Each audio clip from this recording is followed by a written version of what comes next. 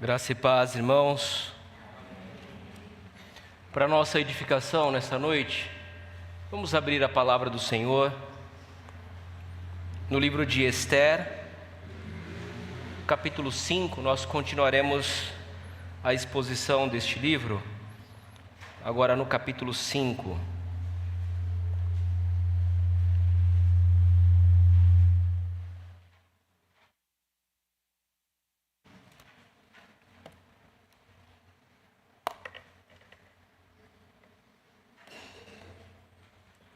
Peço que os irmãos acompanhem a leitura de todo o capítulo 5,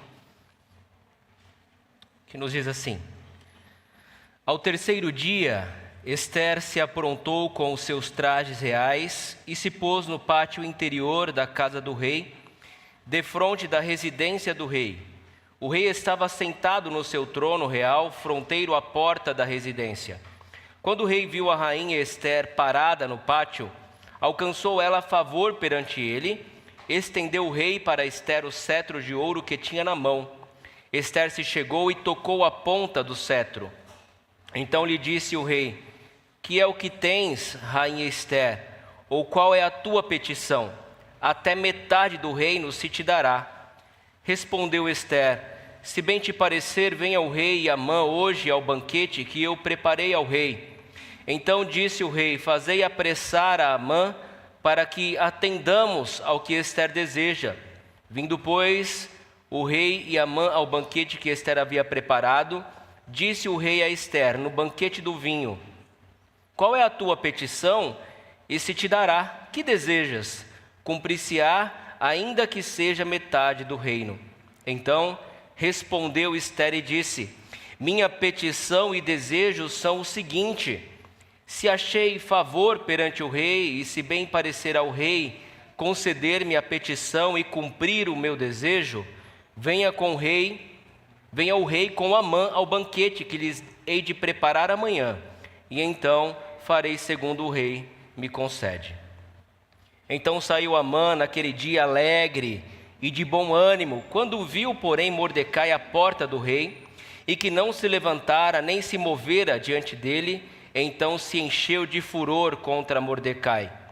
Amã, porém, se conteve e foi para casa. E mandou ouvir os seus amigos e Azeres, sua mulher. Contou-lhes Amã a glória das suas riquezas e a multidão de seus filhos, e tudo em que o rei o tinha engrandecido, e como tinha exaltado sobre os príncipes os servos do rei. Disse mais Amã: A própria rainha Esther a ninguém fez vir com o rei ao banquete que tinha preparado, senão a mim. E também para amanhã estou convidado por ela, juntamente com o rei. Porém, tudo isto não me satisfaz, enquanto vir o judeu Mordecai assentado à porta do rei. Então lhe disse Zeres, sua mulher, e todos os seus amigos: Faça-se uma forca de 50 côvados de altura, e pela manhã dize ao rei que nela enforque Mordecai. Então entra alegre com o rei ao banquete. A sugestão foi bem aceita por Amã, que mandou levantar a forca. Meus irmãos, ontem nós fomos na aldeia indígena, que a nossa missionária Fátima cuida ali das crianças e de alguns irmãos que ali residem. E assim que adentramos a aldeia, a missionária Fátima nos instruiu a baixarmos o vidro do carro para que pudéssemos ser vistos logo na entrada. Porque logo na entrada dessa aldeia você tem a casa do cacique dessa aldeia. E ele não é muito adepto à religião do Juruá, como eles nos chamam, é assim que os índios nos chamam. Nós somos para eles o Juruá, o homem branco, aquele que não é índio. E baixar os vidros nesse gesto simples e talvez até um singelo cumprimento, é uma forma de demonstrar respeito, é uma forma de baixar a guarda, de mostrar que não estamos ali para confrontá-lo. E isso se chama prudência. Se chama prudência. Uma das instruções que Jesus dá aos seus discípulos, quando ele convoca os 12 e os envia pelas províncias a anunciar que o reino de Deus estava próximo, era justamente a respeito de serem prudentes. Ele vai instruir lá em Mateus capítulo 10, versículo 16, da seguinte forma: eis que eu vos envio como ovelhas para o meio de lobos. Portanto, sede prudentes como as serpentes e simples como as pombas. Sede prudentes como as serpentes e simples como as pombas. Assim também nós, crentes, servos do Deus Altíssimo, devemos aprender a viver nesse mundo com sabedoria, com prudência, com simplicidade, sobretudo porque este mundo é hostil ao Evangelho, é hostil à fé que nós declaramos ter, é hostil aos discípulos de Cristo, ou aqueles que falam abertamente que são seguidores de Cristo. Por isso, para ter cautela neste mundo, na casa da Pérsia, fazendo um paralelo aí e tomando as palavras do pastor Emílio Garófalo, é preciso agir e viver com muita sabedoria. Esther, neste capítulo, ela vai demonstrar essa perspicácia, esse agir com prudência, agir com sabedoria. Porque se nós voltarmos um pouquinho para o contexto do capítulo 4, nós vamos ver que Mordecai estava estarrecido com a notícia de que os judeus seriam exterminados no dia que foi tirado por sorte por Amã e que for assinado como decreto pelo rei Xerxes. Este decreto era o aniquilamento, a sentença de morte de todos os judeus espalhados pelas 127 províncias do grande império medo-persa.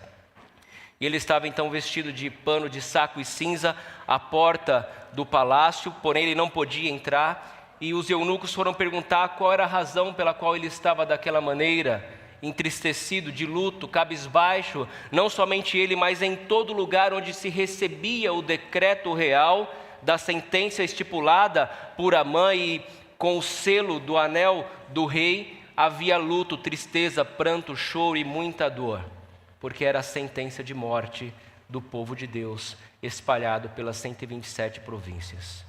Então ele fez um apelo à rainha: olha, vá até a presença do rei e clame a ele por misericórdia, interceda em favor do seu povo, não penses que por ser rainha e por estar no palácio você será poupada, porque você também pertence a esse povo. Mas havia um grande desconforto para realizar este feito, no caso de Esther, porque ninguém poderia entrar à presença do rei sem ser chamado, e ela mesma não havia sido chamada há 30 dias para estar na presença do rei. E a sentença para aquele que entrasse no pátio onde estava assentado o rei era a sentença de morte. Então a cabeça de Esther estava a prêmio aqui, diante desta ousadia de entrar sem ser convidada à presença do rei. Mas Esther tomou uma decisão, e essa decisão é declarada no versículo 16 do capítulo 4, que diz assim: vai, ajunta todos os judeus que se acharem em Suzã, e jejuai por mim, e não comais e nem bebais por 3 dias, nem de noite e nem de dia. Eu e as minhas servas também jejuaremos, depois irei ter com o rei, ainda que é contra a lei, e se perecer, pereci. Ela decidiu tomar essa decisão tão importante que colocaria a sua cabeça a prêmio. E ela fez isso pensando num bem maior, pensando no bem do seu povo. 3 dias de jejum se passaram, e agora ela precisa entrar na presença do rei para poder clamar pelo seu povo, interceder pelo seu povo. Mas é preciso fazer isso com muita sutileza.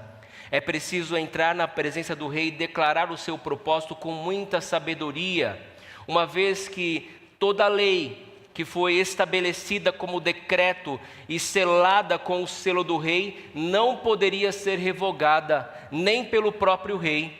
O próprio rei não poderia anular esta lei, o próprio rei não poderia decretar o contrário do que ele havia anteriormente estabelecido. Então era necessário agir com muita prudência e com muita sabedoria. O que nós aprendemos aqui, meus irmãos, nesse sermão é que nós também, neste mundo, precisamos aprender e precisamos andar, agir com prudência neste mundo, fugindo da idolatria e confiando na providência de Deus. E a primeira lição que eu trouxe como título para este sermão, a primeira lição que foi tirada do livro de Emílio Garófalo é: no mundo da Pérsia, contamos com a graça de Deus agindo em nosso favor. No mundo da Pérsia, contamos com a graça de Deus agindo em nosso favor. É assim que Esther vai proceder. Acompanhe novamente o versículo 1 e 2. Ao terceiro dia, Esther se aprontou com os seus trajes reais e se pôs no pátio interior da casa do rei, defronte da residência do rei. O rei estava sentado no seu trono real, fronteiro à porta da residência. Quando o rei viu a rainha Esther parada no pátio, alcançou ela o favor perante ele. Estendeu o rei para Esther o cetro de ouro que tinha na mão, e Esther se chegou e tocou a ponta do cetro. Ela foi aceita perante a presença do rei. Mas imaginem-se, coloquem-se no lugar de Esther nesses 3 últimos dias de jejum. Ela jejuando e talvez clamando a Deus, o texto não fala, mas geralmente quando o judeu jejua, ele também se coloca diante de Deus em oração. E o jejum verdadeiro é aquele que é seguido por oração. E neste momento ela estava adentrando depois de 3 dias de jejum, provavelmente não estava com todo o seu vigor, em toda a sua força, mas mesmo depois de 3 dias ela decidiu entrar na presença do rei. E quando ela entra na presença do rei, imaginem como está o coração dela. Será que ela está sentindo aquele embrulho no estômago quando você está ansioso por fazer algo? Quando você vai fazer algo pela primeira vez diante de um público ou diante de alguém importante, ou quando você precisa realizar algo importante, será que dá aquele embrulho no estômago? O primeiro dia de aula para as crianças numa escola nova. É assim que ela se sentia, com medo, ansiosa, o seu coração talvez batendo e pulsando muito forte, mas ela avança, ela dá os passos em direção ao pátio, de frente à casa do rei, e lá está o rei assentado no seu trono real. Ela então, com as vestes próprias de rainha, se apresenta, esperando pela misericórdia de Deus, esperando pela misericórdia do rei. Ela se coloca ao pátio do rei, lá está sentado. E o rei então estende o cetro de ouro para Esther. Quando ele estende esse cetro de ouro, ele está dizendo: pode vir, entra na presença do rei, eu permito com que você entre. Ela então se achegou e tocou a ponta do cetro, como que agradecendo pelo favor do rei. E o texto diz: quando o rei viu a viúva, viu a rainha Esther parada no pátio, alcançou ela favor perante ele, e estendeu o rei para Esther o cetro de ouro que tinha na mão. Esther se achegou e tocou a ponta do cetro. Meus irmãos, só é possível viver neste mundo hostil ao Evangelho, porque Deus, o nosso Deus, é quem age com graça para conosco, para que possamos viver como servos dele neste mundo. Não pense que você, sendo um servo de Jesus Cristo, um seguidor das leis de Cristo e agindo conforme um filho de Deus, conseguirá obter êxito nesse mundo sem o cuidado e sem a graça de Deus. É a graça de Deus que nos sustenta em todos os momentos das nossas vidas. Em cada esquina que você dobra, a cada passo que você dá, a cada destino que você se dirige ao longo da semana, nós contamos com a graça e o favor de Deus. E essa graça de Deus que faz inclinar o coração do rei para ser favorável à rainha Esther e permitir que ela aparecesse e se apresentasse à sua presença. Garófalo, no livro que ele escreve sobre Esther, ele diz que há um Deus que está sutilmente agindo e fazendo as coisas acontecerem. Há um Deus que está sutilmente agindo e fazendo as coisas acontecerem. A Bíblia nos ensina algo sobre governantes. Como ribeiro de águas, assim é o coração do rei na mão do Senhor. Este, segundo o seu querer, o inclina. Provérbios 21, 1. Então sabemos que acima do poderio do grande rei Xerxes está o grande e supremo rei do universo, o rei dos reis e senhor dos senhores, e ele inclina o coração do rei, de qualquer rei, porque o coração do rei está na mão do Senhor, e segundo o seu querer ele o inclina. É por causa disso que Esther pode se achegar à presença de Assuero sem ter a sentença de morte decretada. E o texto continua de Emílio Garófalo: a gente tem que lembrar dessas coisas, que há um Deus agindo nos bastidores, e ele inclina o coração de Assuero para que permita a entrada de Esther. Portanto, a primeira lição que aprendemos aqui no mundo da Pérsia, nós contamos com a graça de Deus agindo em nosso favor. A segunda lição que aprendemos é que na casa da Pérsia, e por casa da Pérsia, entenda o mundo no qual nós estamos inseridos, nós devemos agir com prudência e sutileza. Às vezes é necessário sermos mais ríspidos, mas há momentos em que você precisa ser sutil. É necessário agir com prudência e sutileza. Acompanhe o versículo 3 em diante.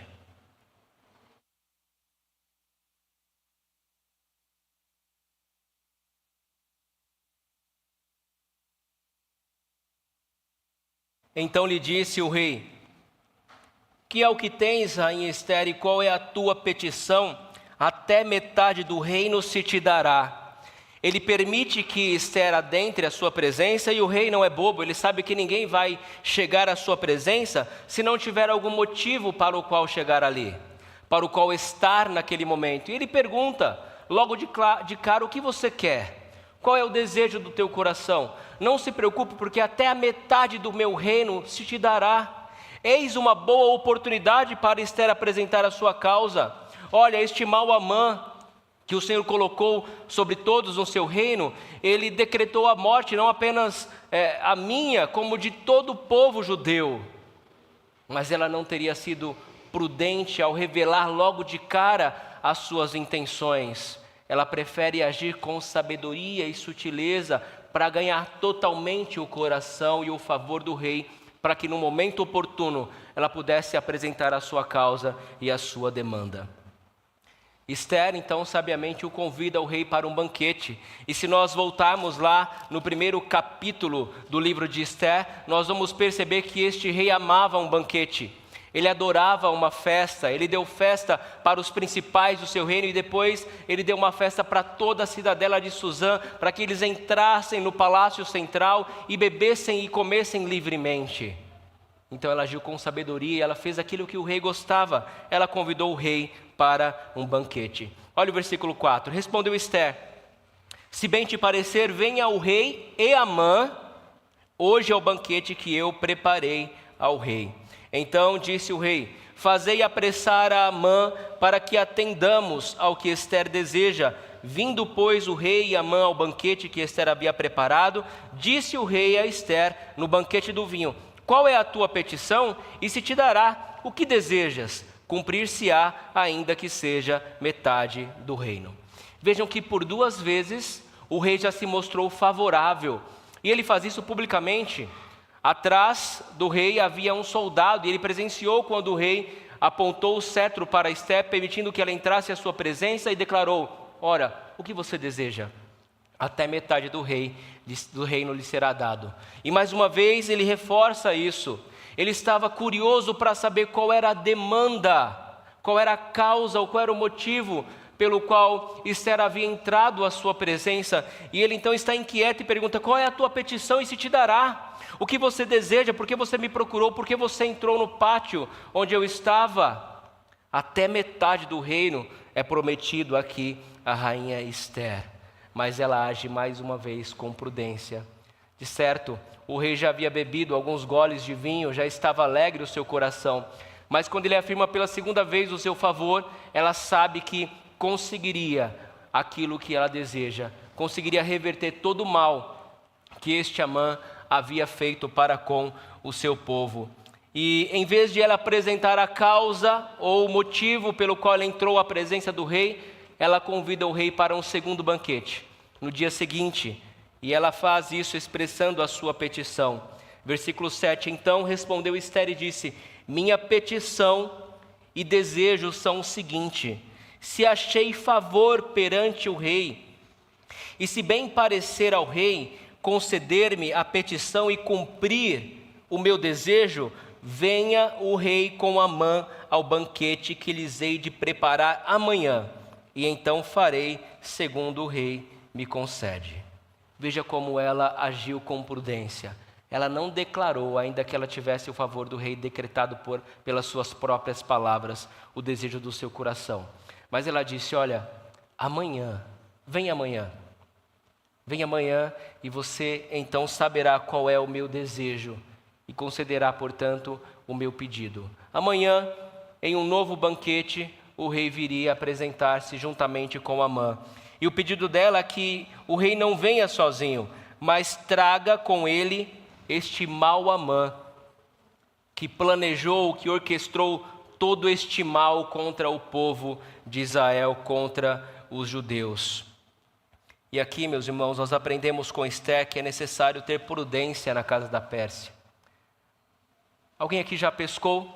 Vocês já foram para um pesqueiro ou já tiveram a oportunidade de pescar e fisgar um grande peixe? Quando você fisga um grande peixe, você não pode, com todo o ímpeto e com toda a vontade de agarrar esse peixe nas mãos, trazê-lo. Experimentem pescar um tambaqui que está há mais de 20 anos lá no lago do Tio Ziquiel, pesando quase 30 quilos. Muitas linhas já foram arrebentadas. É necessário fisgar o peixe da corda para ele ir cansando. É necessário puxar e depois soltar, e assim você vai cansando e trazendo o peixe com calma, para que quando você o pegar as mãos ele já esteja cansado, para que você possa fazer isso facilmente. Isso é sabedoria de pescador. Ester aqui está fisgando o rei. Ela colocou o anzol, colocou ali a isca e o rei abraçou e mordeu, e agora ela está trazendo aos poucos o rei, cansando o rei, despertando a curiosidade do rei. Mas nisso tudo nós podemos observar a providência de Deus, porque no próximo capítulo nós vamos ver que nesta noite, na qual ela chamou o rei para o banquete, e a noite seguinte, que ia ser oferecido um outro banquete, o rei não conseguiu dormir. Ele não teve uma boa noite de sono. E durante a madrugada ele pediu para que trouxesse o livro dos registros da história do reino. E lá ele ouviu a respeito daquele evento no qual Mordecai falou que os eunucos do rei estavam planejando contra a vida dele. E ele perguntou: o que foi feito a este Mordecai, a este homem que honrou e que protegeu a vida do rei? E ele soube que nada havia sido feito, e uma grande reviravolta vai acontecer no próximo capítulo por causa dessa insônia real. Então, este tardio tempo no qual Ester demora a declarar ao rei o seu pedido, é um tempo de providência para que Deus trabalhe nas entrelinhas, nos bastidores, fazendo com que a história aconteça, a história de libertação, a história de justiça, a história da graça e da misericórdia dele para o seu povo, o povo de Israel. Como crescer em prudência na casa da Pérsia? Como eu e você podemos viver com prudência e sutileza neste mundo que é hostil ao Evangelho? Garofalo afirma que crescemos em prudência por meio da palavra de Deus. É a palavra de Deus, meus irmãos, que nos dá sabedoria para agirmos. Eu vejo muitas confusões, intrigas, inclusive na igreja, porque as pessoas querem resolver tudo pelo celular. E você escreve algumas coisas, algumas mensagens e manda para outra pessoa, só que a outra pessoa ela não vai ver e ouvir o seu tom de voz. Ela vai interpretar aquilo de maneira equivocada. E ela vai entender as suas palavras como palavra hostil e pronto, criou-se um grande problema no meio da igreja. Nós precisamos ser prudentes, é necessário ter sabedoria para agir. É necessário ter sabedoria para usarmos as redes sociais. Pessoas estão expondo toda a sua vida nas redes sociais. Expõem o que eles têm, ostentam seus bens, ostentam os seus filhos. A vida deles é um livro aberto nas redes sociais. E às vezes é assim que nós procedemos. Isso é falta de prudência, de sabedoria. Só que para vivermos com prudência no mundo da Pérsia, nós precisamos meditar na palavra de Deus. É a palavra de Deus que nos vai fornecer paciência para agirmos em momentos oportunos, em situações inusitadas, em momentos hostis, quando você tem que resolver uma demanda, seja no trabalho, seja na igreja, ou em um relacionamento conjugal. Você precisa ter sabedoria que vem do alto céus para agir com prudência e sutileza, senão tudo vai por água abaixo. Esther nos ensina essa lição, de agir com calma, não seja afoito. Faça as coisas no tempo certo, com sabedoria, e peça sabedoria para Deus. Então é por meio da palavra de Deus, é por meio de praticar a palavra de Deus. Garofalo diz que é por meio de imitar gente prudente, é por meio de andar com o povo de Deus, é por meio de lembrar sempre que é a casa da Pérsia e que precisamos ser como pombas e como serpentes se quisermos durar aqui por muito tempo. Sejam prudentes como serpentes, as serpentes são sábias. Se você vê alguma serpente no mato, a primeira reação dela, ela vai fugir. Só que ela não é muito rápida, algumas delas não são tão rápidas. Mas se você for atrás dela, ela vai dar um jeito de se esconder e se preparar para dar o bote no momento certo. Por isso que Jesus fala, sejam prudentes como as serpentes, mas ao mesmo tempo simples como as pombas. Simples como as pombas, ou seja, tenham calma, tenham paciência para andar e viver neste mundo da Pérsia. Aprendemos em primeiro lugar que no mundo da Pérsia nós contamos com a graça de Deus agindo em nosso favor. Em segundo lugar, aprendemos que na casa da Pérsia devemos agir com prudência e sutileza.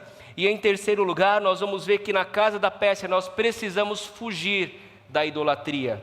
Esse é o terceiro ponto neste capítulo que Emílio Garofalo traz no seu livro, que na casa da Pérsia precisamos fugir da idolatria. Meus irmãos, Amã, ele vai mostrar-se aqui como um idólatra ao qual nós devemos fugir, o qual nós não devemos imitar. A partir do versículo 9, ele vai mostrar toda a idolatria do seu coração. O idólatra nunca encontrará a verdadeira felicidade. Observem o versículo 9. Então saiu Amã naquele dia alegre e de bom ânimo, quando viu, porém, Mordecai à porta do rei, e que não se levantara nem se movera diante dele, então se encheu de furor contra Mordecai. Se encheu de furor contra Mordecai. Meus irmãos, Mordecai já havia sido colocado como maioral, como o principal diante do rei. Abram no capítulo 3 de Esther e acompanhem a leitura do versículo 1. Depois dessas coisas, o rei Assuero engrandeceu a Amã, filho de Amedata, Agagita, e o exaltou e lhe pôs o trono acima de todos os príncipes que estavam com ele. Veja o patamar, o nível de autoridade que Amã conquistou no reino de Xerxes. Xerxes, ou Assuero, colocou Amã e o exaltou e pôs o trono acima de todos os príncipes. E olhem mais, todos os servos do rei que estavam à porta do rei se inclinavam e se prostravam perante Amã, porque assim tinha ordenado o rei a respeito dele. Ele não foi só colocado como maioral dos príncipes do Império Medo-Persa, mas foi ordenado a todos os servos que se inclinassem diante dele. Ele já não tinha o bastante? Ele já não tinha o suficiente? Não era um homem rico? Ele era um homem muito rico, porque ele se dispôs a pagar cerca de 10.000 talentos de prata pela cabeça dos judeus, que entrariam nos cofres reais. Isso representa metade da arrecadação anual do Império Medo-Persa com os impostos. Era uma quantia grande, e por essa quantia nós vemos a grandeza de Amã, a riqueza de Amã. Ele era um homem próspero, mas o idólatra nunca está feliz. Quando ele saiu do banquete real, ele viu Mordecai.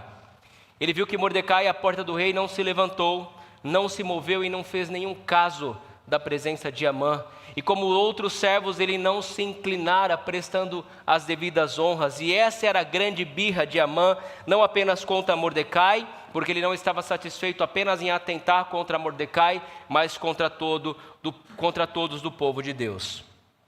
E de fato, aqui o poder e a riqueza tornaram-se um ídolo perigoso para Amã. Amã, porém, se conteve. Ele segurou a sua raiva. Versículo 10. E foi para casa.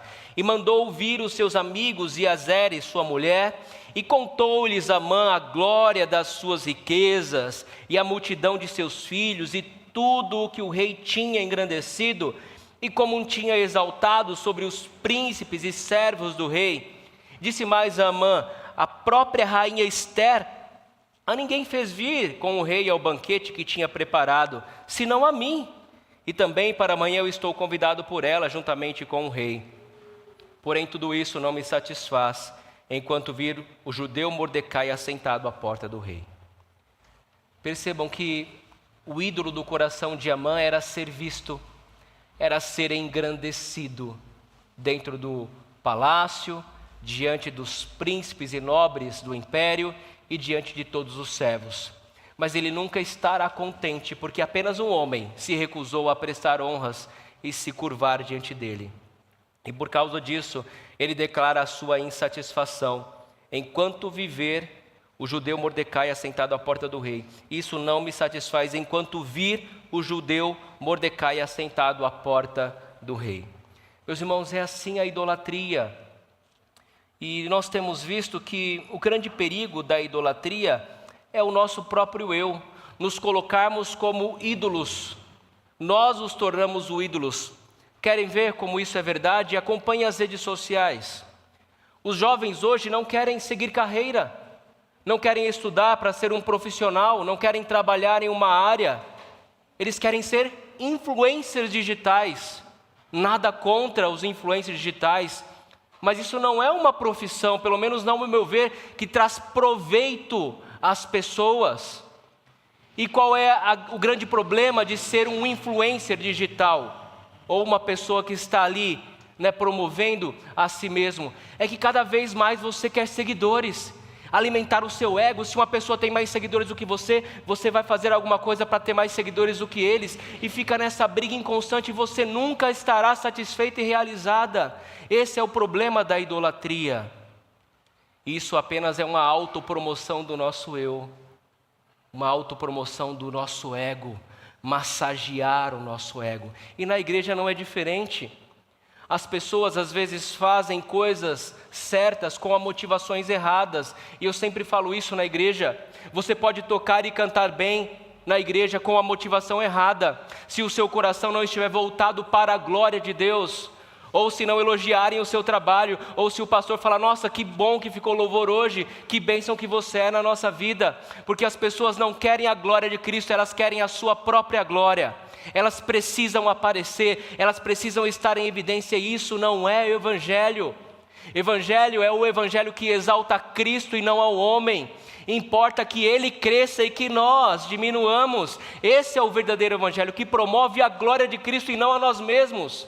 As pessoas estão preocupadas agora apenas em aparecer, se vão fazer uma oferta ou uma doação, ou levar uma comida para os mendigos ou moradores de rua. Elas precisam tirar uma selfie, mostrando quão boa elas são, para que os outros possam ver e glorificar a vida dela. Nós vamos tomar cuidado com a idolatria, porque às vezes nós roubamos a glória que pertence a Deus. Toda a glória e toda a honra pertence somente a Deus.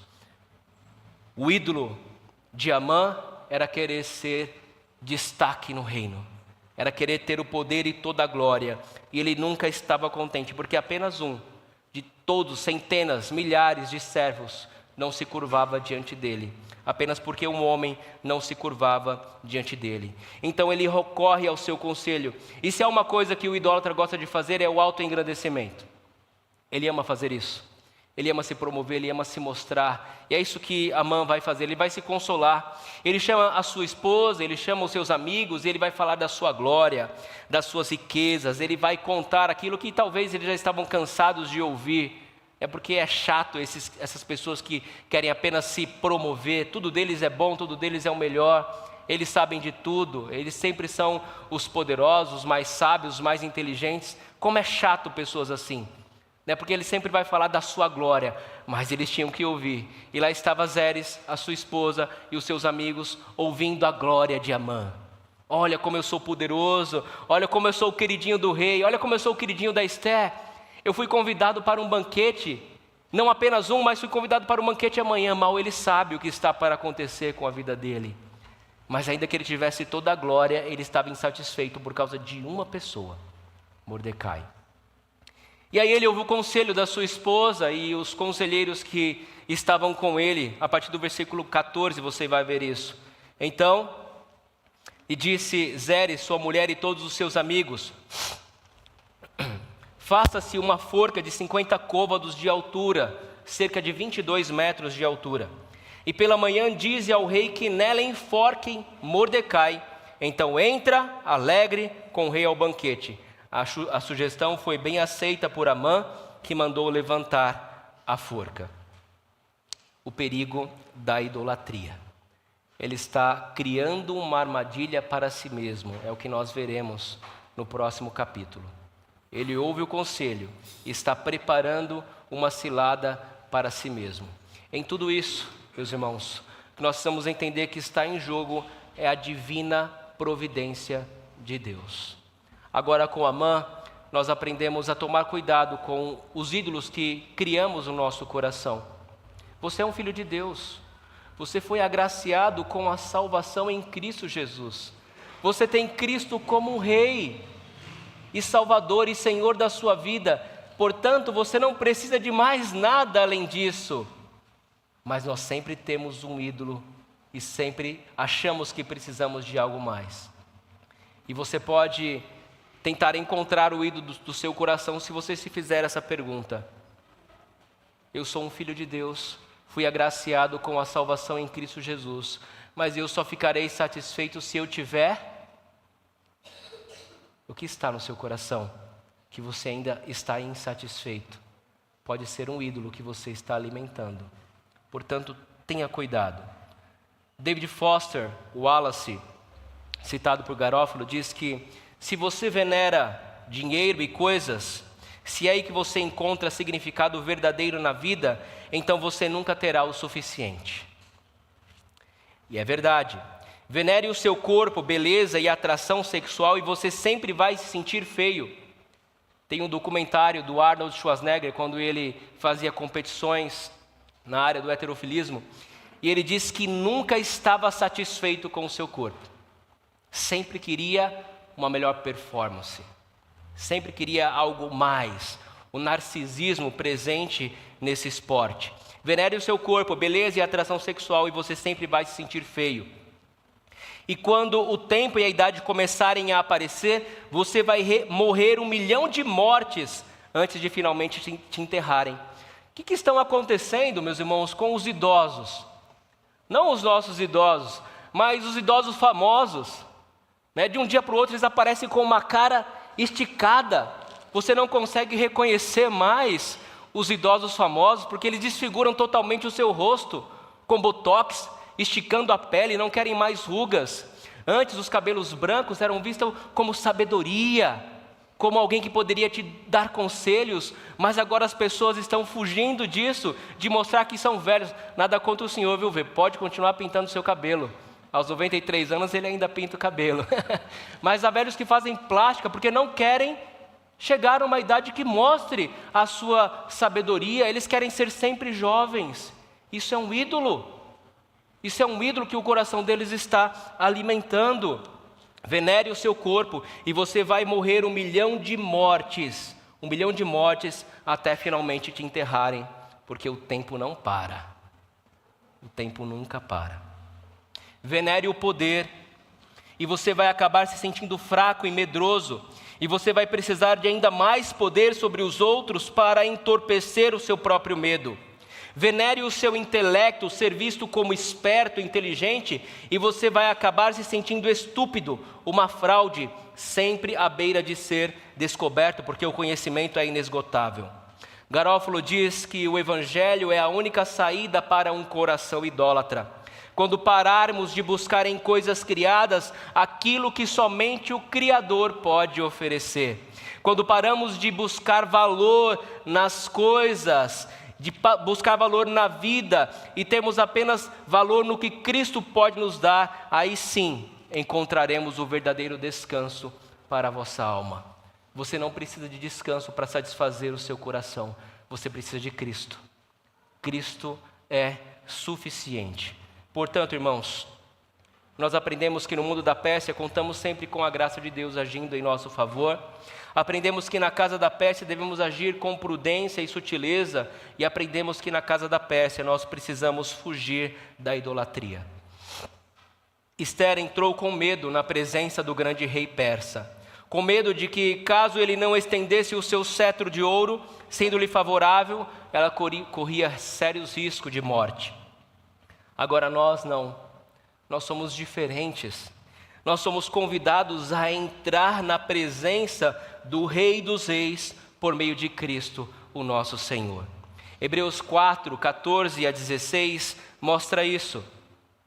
Tendo, pois, a Jesus, o Filho de Deus, como grande sumo sacerdote que penetrou os céus, conservemos firmes a nossa confissão, porque não temos sumo sacerdote que não possa compadecer-se das nossas fraquezas. Antes, foi ele tentado em todas as coisas, a nossa semelhança, mas sem pecado. Olha o versículo 16. Acheguemo-nos, portanto, confiadamente junto ao trono da graça, a fim de recebermos misericórdia e acharmos graça para socorro em ocasião oportuna. Você é convidado a se achegar ao trono de Deus para receber graça e misericórdia. Quando Cristo morreu, o véu do santuário que separava o lugar santo e o lugar do santo dos santos rasgou-se de alto a baixo. Uma ação de Deus. Isso tinha um signo, um sentido, um significado.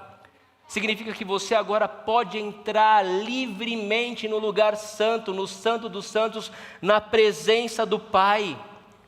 Obviamente, através da morte de Cristo Jesus, que é o único e vivo caminho. Não precisamos mais temer, não precisamos mais ter medo de estar na presença de Deus, porque por meio do sacrifício de Cristo, por meio do seu sangue derramado na cruz, nós temos livre acesso ao Rei dos Reis e Senhor dos Senhores, e isso para a honra e glória do nome do nosso Deus. Agora, nós somos convidados, não apenas podemos, mas somos convidados a entrar na presença do Rei para desfrutar do grande banquete real que é a nossa salvação.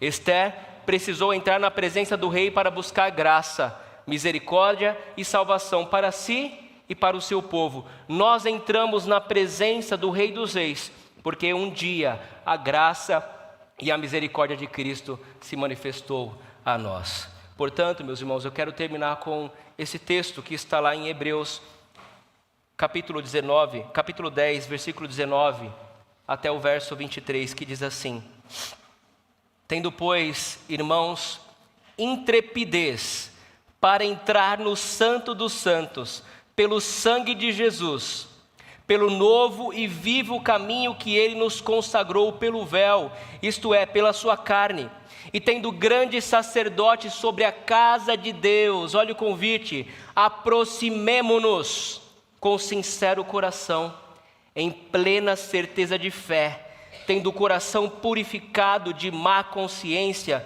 e lavado o corpo com água pura. Guardemos firme a confissão da esperança, sem vacilar, pois quem fez a promessa é fiel.